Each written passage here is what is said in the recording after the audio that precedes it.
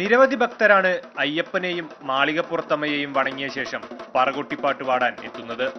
കണ്ണേറ്, പ്രാക്ക് തുടങ്ങിയ ദോഷങ്ങൾ പറകൊട്ടിപ്പാടിയാൽ മാറുമെന്നതാണ് വിശ്വാസം. ഈ ആചാരം എന്ന് പറഞ്ഞാൽ നമ്മൾ നാവൂർ പാട്ട് എന്നാണ് പറയുന്നത്. ഇത് നമ്മളെ കുട്ടികൾക്ക് ഉണ്ടാവുന്ന ദോഷങ്ങൾ, അതായത് കണ്ണ് തട്ടല്, അങ്ങനെയുള്ള ഒരു ദോഷം മാറാൻ വേണ്ടി ചെയ്യാവുന്ന ഒരു ഇതാണിത്. പത്തനംതിട്ട ജില്ലയിലെ വേല സമുദായത്തിൽപ്പെട്ട ആളുകളാണ് പാരമ്പര്യമായി പറകൊട്ടിപ്പാട്ട് അവതരിപ്പിക്കുന്നത്. വേലൻ പാട്ടെന്നും ഇതിന് പേരുണ്ട്. ഇവിടെ കേശാദിവാദം കഥയാണ് പാടുന്നത്. അതായത് മുടി മുതൽ കാലിന് നഖം വരെയുള്ള കാര്യങ്ങൾ പറഞ്ഞ് ദോഷങ്ങൾ ഹരിപ്പിച്ചു വിടുക. പറയുടെ പുറകിലിരിക്കുന്ന ആൾ പരമശിവനും പറയുടെ മുന്നിലിരിക്കുന്ന ആൾ ഭഗവാനുമായിട്ട് സങ്കല്പമാണ്. അതാണ് അതിൻ്റെ സങ്കല്പം. അങ്ങനെ സങ്കല്പിച്ചാണ് ഇത് ചെയ്യുന്നത്. അത് കേശാദിവാദം കഥ പാടി ഉച്ചയിൽ ഭസ്മമിട്ട് അനുഗ്രഹിച്ച് വിടുക. ഭാരതപ്പറ എന്ന വാദ്യോപകരണമാണ് ഇതിനായി ഉപയോഗിക്കുക.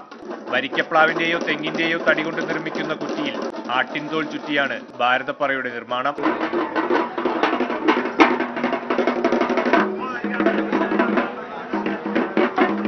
വർഷങ്ങൾക്ക് മുമ്പ് 18ാം പടിക്കു താഴെയായിരുന്നു പറകൊട്ടിപ്പാട്ട് സംഘത്തിന്റെ സ്ഥാനം.